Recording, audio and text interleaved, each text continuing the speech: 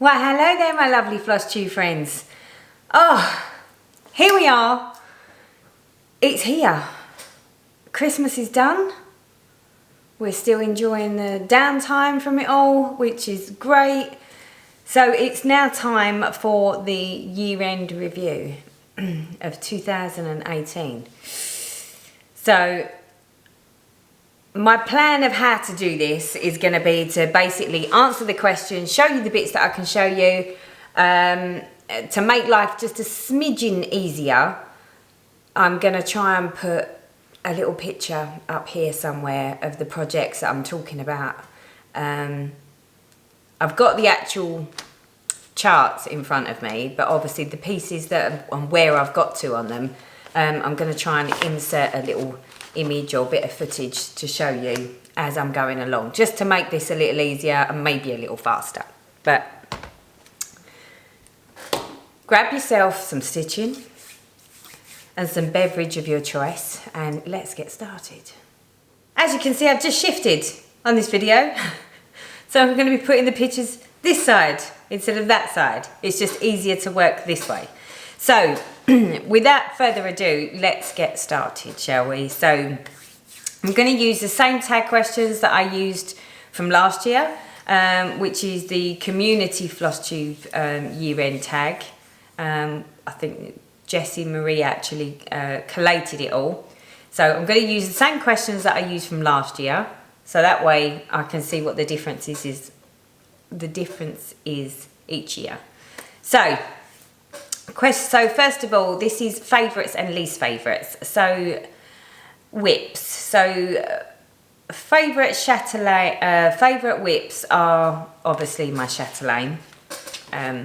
Evening in the Park. Here's a picture of what it looks like. And about now you should be seeing something along the lines of where I've got to on it so far. My least favourite whip, I have to be honest, it's quite disappointing really, is my Mirabilia Winter White Santa. And it's not because I don't like the chart, and it's not because I don't like him. It's because I'm really not liking the fabric that I've done him on. But I've already started him and got so far on him that I'm not going to start again. So that's my most favourite and least favourite. My finishes, so least favourite and most favourite. Well, I don't have a least favourite finish. I've loved all my finishes this year. But my most favourite finish has to be my QS Grace Faces, of which you'll be seeing a picture of her now.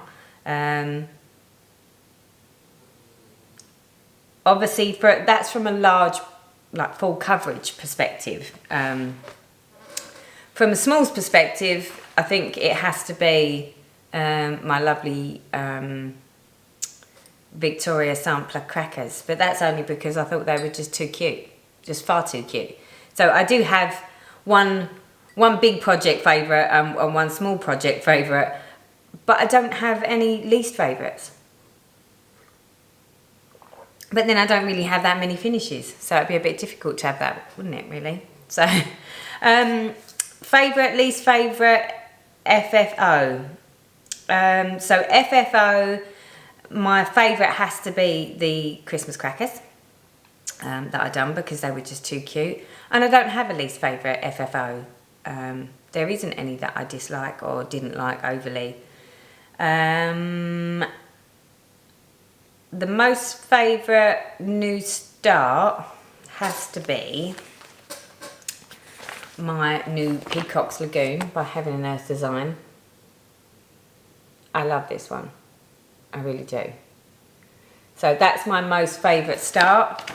My least favourite start, I have to say, currently at the moment, is my Spring Quaker. Not because I don't like the design. I think it's more the number of threads going through the fabric.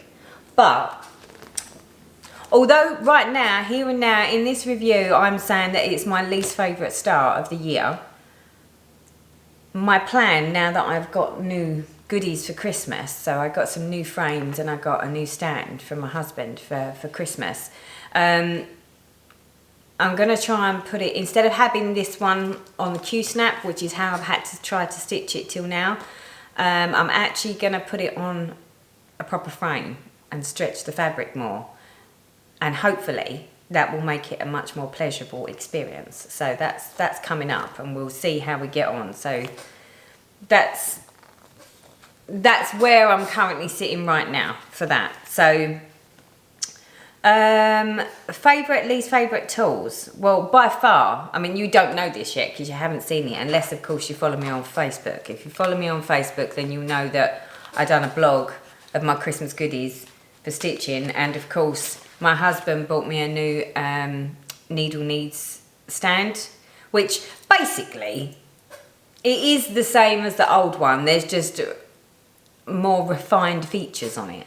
So my new favourite tools are my new needle needs stand, and my least favourite tool is my stylus still. So this is the same answer that I gave last year. So I bought a new stylus because the one that I had, which was specifically for the iPad, it broke.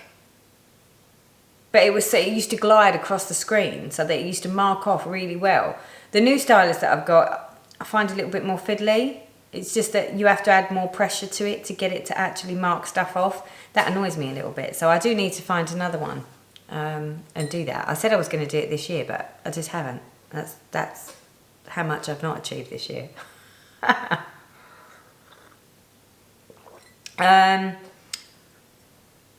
Favourite and least favourite technique this year is definitely stitching 1/1. More so on my full coverage. I'm really enjoying the 1/1 on 25 count. And I have got some 28 count that I want to try as well, which is like a gridded fabric. But that will be something that I'll try later on in the year. My least favourite technique is French knots. I don't know what to say. I thought it was going so well after my train French knots. I thought, yes, I can do them. I just have to sit on a train and do them. And then I tried to do them here at home and I couldn't do them. They just were awful. So yeah, still French knots. Don't get them. There's no consistency. Materials. Most favourite materials has to be my new silk threads. And I don't mean just any specific brand. I'm just loving the silk threads at the moment. And my least favourite is the Zweigart linen. I'm not getting on with that at all. It's just not for me, personally. I just find it too flimsy and too floppy. And I'm not sure that I like the size of the slubs and the inconsistencies in the size of the stitches. But again, I think that's just a personal preference thing. Most favourite, least favourite pattern release of 2018. Don't have any. I don't have any new patterns. I don't really follow designers enough, really, to know when they bring out or release new ones. I tend to see what I like and stitch what I like. It's not, oh, that's new, so I have to have that. So, can't really comment on that one. Right, the how manys. This is where it gets a little interesting. So, the how many. So, how many whips at the start of the year? Well, at the start of this year, I had 9 whips, consisting of Grace Faces, Alternative Reality, Evening in the Park, my High Heels Collection, my Twisted Band Sampler, Andromeda, my Frosty Forest, my Winter White Santa, and my Seasons Motif Buttercup. So that counts 9 whips. So whips at the end of the year, I can show you these ones because I've got all of these here. So whips at the end is the lovely Alternative Reality, my Chatelaine Evening in the Park, my High Heels Collection by Soda Stitch, my Andromeda, by Mirabilia. My Frosty Forest, which I'll have to show you a picture of that now. My Winter White Santa by Mirabilia. My Hardanger, or Beginner Hardanger Part 1, which is so close to a finish, it's ridiculous. My Peacock Lagoon, which we've just started. My Cricket Collection Spring. There we go. My Rosewood Manor Spring Quaker. And I'm going to add this because today's day is the 28th of December. And my plan was that I would do one more start before the end of the year, which is going to start before the new year, which is my Mini Red Queen Red Dragon. This is the one that I'm going to stitch 1/1 on 25 count. So there you go. So that, if you don't include the new start that hasn't already started, that's 10 whips. If we do include it, it's 11 whips. It's not bad. It's not much of a difference between last year, is it? So there was 9 last year and 10 or 11 this year. So starts during the year. So what I actually started this year has been the Spring Quaker. That was a new start this year.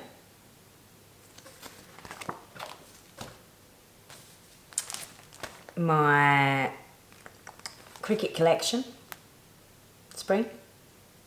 That was a new start this year. The Peacock's Lagoon by Heaven and Earth Design. That was a new start this year. My Beginner Hardanger. That was a new start this year. And obviously my Mini Red Queen Red Dragon will be a start this year because I'm going to start that either tomorrow or the day after. So that's 1, 2, 3, 4, 5.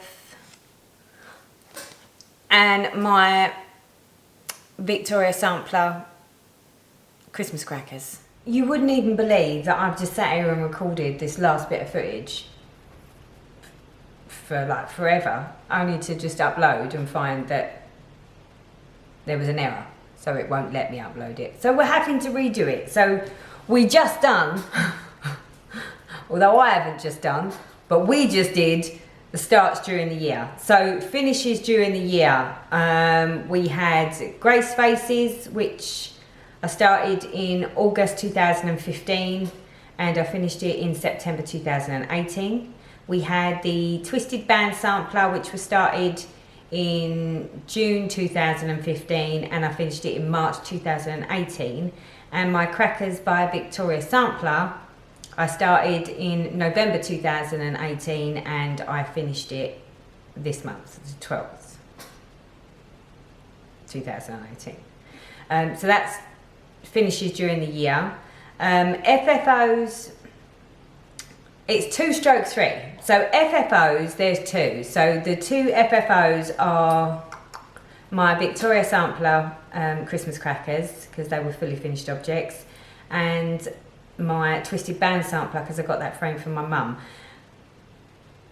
Grace Faces is an FO, but not an FFO yet, because I couldn't get it to the framers in time. I've got my laptop down here, that's why I keep looking down. So UFO's temporary. Well, back at the beginning of the year, I made my Black Work Hummingbird a temporary UFO with the view that I would go back to it at some point. I tried that. I tried to go back to it when my mum was in hospital, and thought, well, because it's black work, I only need 1 ball of pearl thread and I could just sit and do it. I tried it again, it's not working for me. So that is becoming a permanent UFO. I may attempt to do it one day on a different fabric, but for now, it's just a no-go. So that one is going to be a UFO. Full coverage pages completed this year. So I've completed there were 2 part pages and 1 full page on Grace Faces. So that makes 2 pages on Grace Faces. I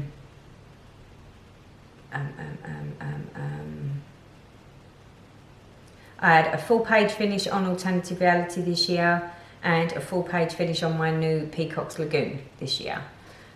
So 4 pages in a year, that's not too bad. What's not to be sniffed at, not for me anyway. First and last, so first start of the year this year was my Spring by the Cricket collection, which was started in February 2018. And my last start was, or will be, because I haven't started it yet, but I'm starting it before the end of the year, and that's the Red Queen, Red Dragon. So that will be starting literally in the next couple of days. My first finish was my Twisted Band sampler, which I finished in March 2018. And my last finish was my Victoria sampler Christmas Crackers, which was finished not so long ago. However, that said, my Hardanger piece, I'm planning on getting done before the end of this year, because literally it's just some wrap bars. That's all I've got left to do on it. So that will become my last finish of the year, this year, which would make, how many finishes is that? 1, 2, 3. Three finishes for the year, I reckon. I'm looking at, yeah. Regrets purchases. Don't really regret purchasing anything. Well, I do regret putting Frosty Forest on 1 piece of fabric. Hindsight's a wonderful thing. I think if I'd have realised, I would have preferred to have stitched it individually on separate squares and then turned it into maybe like a quilt. So I used my blocks within a design of a quilt and had it as like a Christmas quilt. Regret starting. Didn't regret starting anything this year. Nothing. Regret stopping. I didn't stop anything this year. There you go. I'm quite proud of myself. Regrets not participating. Again, I think it's the same as last year. The regret is that I just don't have enough time to go on social media. You know, to be on Facebook and Instagram all the time, or at least sort of participating more on some of like the Stitch Mania groups, those types of things. I just don't have time. I mean, I do upload my blog, which does automatically go onto my Facebook. But that's only for people that are connected to my Facebook that would see that. But as far as participating in actual groups and messenger services and those types of group things, I just don't have the time. So next up, new and new to me. So new tools to me. I've got a new needle knead stand, which my husband bought me for Christmas, which is fabulous. I love it. It has much more refined features than the last one. That said, there's nothing wrong with the last one. It's just that this one is actually, you can adjust it a bit better. And of course, my new scissor holder, which attaches to my, see, it's got these little things that come off. And of course, my new Jovo scissors. They are like yummy. Love those. They're my favourite new tools. Favourite new techniques and stitches. Well, obviously Hardanger is very new to me, since as I've just started on my new beginner one. I've got a few other charts that I'm looking to start in 2019. That will be in my 2019 plans video, which will be loaded up shortly.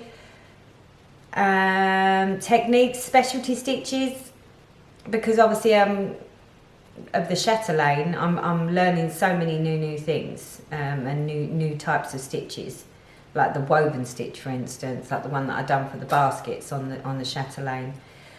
New designers. Well, that would have to be Cricket Collection. I love the Cricket Collection, particularly the seasons one at the moment.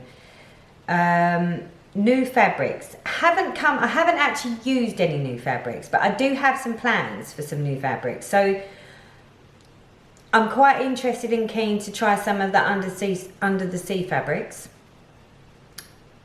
And also, when I was at the retreat, Orietta, Lucy, Emma, and a couple of the others were mentioning Exjude Designs, which is on Etsy. They're from Hungary, and she does hand-dyed threads, I think, and hand-dyed fabrics.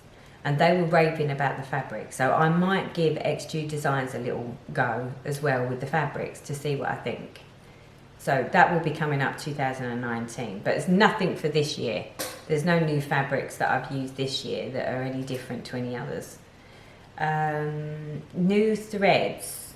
Well, obviously, I'm now in 2 Threads of the Month Club. So the first one is Silks for You, and the other one is Trisha at 3 Hour Threads, where I'm getting Thread of the Month Club is for Karen Water Lilies. So loving my new silk threads, love them. Just need to put them to some good use. Vendors or shops. Well, this is quite new, so this is the first time you'll be hearing about this. But between my last video and now, I made the decision that I wanted to change up some of my organisation. And part of that meant that I needed to go to a company called Stitching Shop. I'll put the link below. They are the suppliers for I think it's Annie's Keeps. It's like a floss organising system. I quite like the idea of having my floss hanging rather than bobbinated now. So I took the bull by the horn, so to speak, and treated myself to the storage and the project system. They will be coming hopefully soon. I don't think it'll be too soon because obviously they've got a long way to come. But they will be coming over and I will be putting that new organisation system into action. I will show that in 2019 when it all arrives and I can go through it all. And I think because I work with the Paco thread organisers for my bigger projects, I like the fact that when you've got your lengths already pre-cut and loaded, you can just pull them off with the needle and that's it. There's none of this unwind, rewind, unwind, rewind. So something for 2019 that will be coming up soon. But obviously it is a new vendor for this year because I've already made my purchase. I'm just waiting for it to all arrive. Terminology. I haven't heard any other terminology, but then I have not really been active on the social media. No terminology. No new terminology for me anyway. Floss tube channels. Well, there's loads. There's I've said it year after year, and each year the community gets bigger and bigger and bigger. There are so many new floss tube channels out there, but ones that I have subscribed to, I have subscribed to quite a few this year, but obviously I couldn't sit here and list them. But a few names that spring to mind right now are Luda. Who else? I think he's Kyle at Stitching Sound. Homesteading on the Home Front is new to me this year. Cindy's Cross Stitch, I think, is new to me this year. Lisa's Crafty Corner is new to me this year.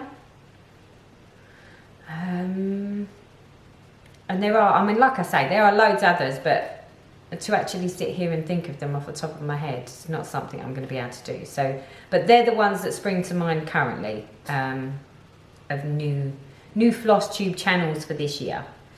So next up is a mix of questions. So what did you learn this year? I learned this year that I still don't have enough time for stitching. I need to be a kept woman so I can stay at home. No, on a serious note, what I learned this year is how to relax, is how to, just accept that I stitch what I stitch. The only person that puts any pressure on me is me. It's me. I'm the one that does it. You know, I stitch for me. So therefore I should only really stitch on what I like and what I love. Yet, because I'm the sort of person that believes that if you start something you should finish it, I've always added more pressure. So when I've got to a point that it's actually I don't like this project anymore, I've always been like, well, I feel like I still need to stitch it. I've got over that now. And that is what I've learned this year. This year I stitch what I love and I love what I stitch, and anything that falls outside of that little remit, I don't deal with it at all.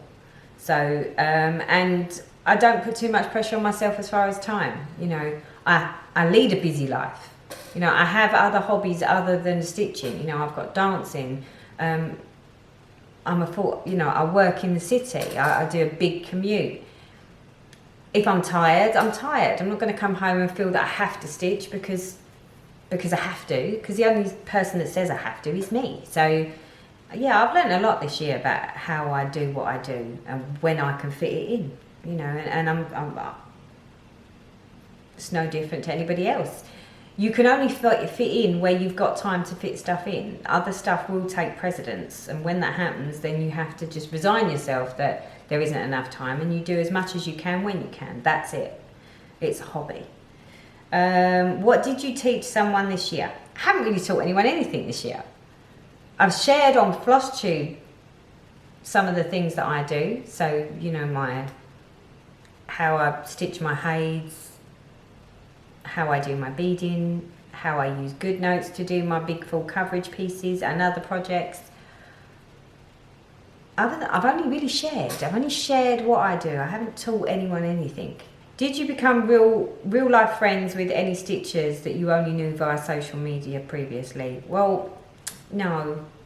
But then the retreats sort of answer that all by themselves. You know, when you go to some retreats, even if you go to one a year, there will be people that you may have seen or heard of on the Facebook group for that retreat that you've never met in person, and then you meet them in person, and then when you go to the next retreat and they happen to be there, that connection is already made. So that's the only real life friends that I've made outside of social media. But then I don't have time. There isn't anybody that is close enough that you could just pop round for a cup of coffee and have a bit of a stitchy chat with. If there are, they haven't reached out to me. Obviously I've got people that I know on social media that stitch, but for me to get to them or for them to get to me would be like an all-day event, which I don't have time, and I'm sure that they wouldn't have time for that either if you're just looking for an hour of stitching and a cup of coffee and a chat. So, are you happy with what you accomplished this year? Yes, I think is a straight answer for that. I accomplished what I wanted to. I got my twisted band sampler completed and I got my Grace Faces completed this year. The only thing that I would say is if I'd have realised how much fun finishes are, like what I call FOs are, I probably would have put a few more smalls in the mix to actually get some finishes. But that said, I've got smalls in the mix, and I don't stitch on them anywhere near as much as I do on my bigger projects anyway. So, but I still feel that I've accomplished everything that I set out to accomplish this year. Has your stitching style organisation changed through the year? Yes. Everything's changed this year. So my rotation's changed. I've got a lot more whips. My organisation has changed and how I organise them, so where I keep them. I'm changing the way that I store my threads because I don't like bobbinating anymore, and again more on that in 2019. Obviously for my larger projects I work on my Paco thread organisers. As an example, this explains why I'm preferring the whole hanging of threads rather than anything else. So this is the Paco thread organisers that I use for my full coverage. I know it looks a bit rat's taily, but it's just come out of the cupboard, that's why. So this is what it looks like. So I stick all of my symbols on there, and then I hang my threads on there like that. So that way I can just grab a thread here at the bottom, or from this bit here, I just grab the thread off of it. And there's none of this bobbing, you know, unwind, rewind or anything like that. And that hangs on a thread stand. I've got the Paco thread stand from Omanique that I use. So I love using these for my Heaven and Earth designs. Anything that's got sort of more than, say, 50 threads, 50 different colours, I will reach for the Paco thread organiser. There's always room for improvement, however. And obviously I rely heavily on my X-Stitch app now, which I didn't, I mean, I used it for my threads, but I didn't use it for everything. Now I use it for my threads, I use it for my fabrics, I use it to track my journal for my projects. Did you fall victim to FOMO, fear of missing out? Were there any projects that you would pass on starting if you were given the choice? Fear of missing out. I have to be realistic, if I'm honest. And sales and stitch-alongs are just not something that I can commit to. Purely because of my way of life. My way of life is that I stitch as and when I can get time in. I don't have regular times that I would stitch, so therefore stitch-alongs are not really an option. And sales, I just don't tend to commit to them. You know, I might start, I think that's the other thing, is that I don't like to start something that I don't know what it's actually going to be when it ends. So, because they're quite mysterious as to what they're going to actually turn out to be, I tend not to want to commit to stuff like that. So, sales and stitch-alongs is just not a thing for me. I think I'm like the lone stitcher. But I do enjoy watching other people do their sort of stitch-alongs and the sales and stuff, but I don't think I would say that I fall victim of a fear of missing out on anything in that respect. Did you participate in any sales? Well, that answers that question. No, I didn't. I don't think I could get any more disturbed in this video. This video is on, off, on, off, on, off. What did you learn? What did you learn about yourself through your stitching this year? That my taste changes. And it doesn't just change seasonally, it changes via my mood. So, whereas before... Oh, the dog wants to come in now. Oh, am I ever going to get this video finished? Right, now go and sit down. Where was I? What did you learn about yourself through your stitching? Yeah, my tastes have changed this year. I tend not to go and buy, just because I've seen something that I like, I don't just go, oh, must have that, must have that, must have that. Because I know that if I'm not likely to stitch it within, say, a year, the likelihoods are my taste would change. Or I potentially would be like, well, I liked it then. I'm not sure I like it now. And I tend not to just go with stuff that I think, oh, I like that. Because liking for me isn't enough. I've got to absolutely love it. It's like, oh, I love that. If I love it, chances are my taste won't veer off very much. That said, there is also the fact that there are a lot of newer projects that I've started recently that, say 2 years ago, I would have been like, no, I'm not stitching that, because it was just not something I would look at and think I really like that. Whereas now I'm like, I do really like that. So yeah, I've found that my stitching style changes, not just seasonally. It changes depending on my mood. It changes on depending on what's going on in my life. It changes on, so I think that's why it's important for me to have big projects, complicated projects, easy projects, small projects. What was your favourite event that you participated in this year? My favourite event this year, well, there's only really been 2 events this year that I mean, obviously I've had finishes, they're great events. But I must say, my long weekend away with my friend Mary Perkins, when we just went away, just the 2 of us, and had a stitchy weekend, that was fabulous. Thoroughly enjoyed myself. And the retreat in September in Milton Keynes to catch up with the girls. We had a blast. I had a blast. And we did do a lot of laughing as usual, so some of it at my expense. Were there any 2018 stitching fads that you didn't jump on the bandwagon for, but you're still considering? No. I did consider doing a version of the Stitch Mania. It didn't happen. I wouldn't be able to start something new every day. This year, will I? Depends on what's happening with the garden. If I'm out in the greenhouse doing a lot of, like, you know, kicking my summer annuals off, then likelihoods are no. But then that being said, you know, who knows? Who knows what's going to happen in May? It's only December.